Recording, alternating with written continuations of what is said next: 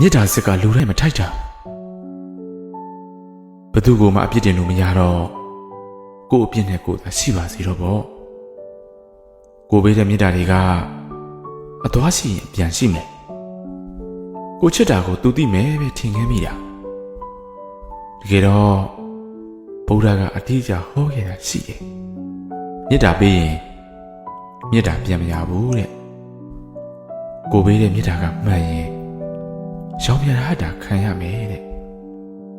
အဲ့တော့စဉ်းစားမိတာကကိုပေးတဲ့မြစ်တာကမှန်ပါရဲ့နဲ့ဘာကြောင့်ကိုစီကိုပြန်မလာခဲ့တာလဲပေါ့တကယ်တော့ကိုပေးလိုက်တဲ့မြစ်တာအလင်းရောင်တွေကကြီးမုံမှမဟုတ်တာအလင်းမပြန်ရောင်ပြန်မဟတ်တဲ့လမ်းဘေးက6တုံးဆိုတာကိုမသိခဲ့တာကိုချစ်တဲ့လောက်ပြန်ချစ်မခံရတာက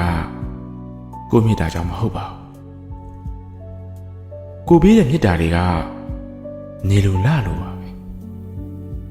ခံယူတဲ့လူကအပူအေးခွဲခြားတတ်ဖို့နဲ့လိုသလိုအသုံးချလို့ရတယ်ဆိုတာပါပဲမလိုအပ်တဲ့သူကိုမြစ်တာတွေပေးနေမိရင်လေ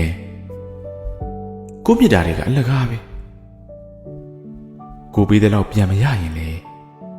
ဘယ်တော့မှသူ့ဘောစိတ်မကွက်နဲ့ကိုမြစ်တာတွေစစ်မှန်ဖို့ကအဓိကပဲမဟုတ်လားတနေ့တော့မြစ်တာတွေက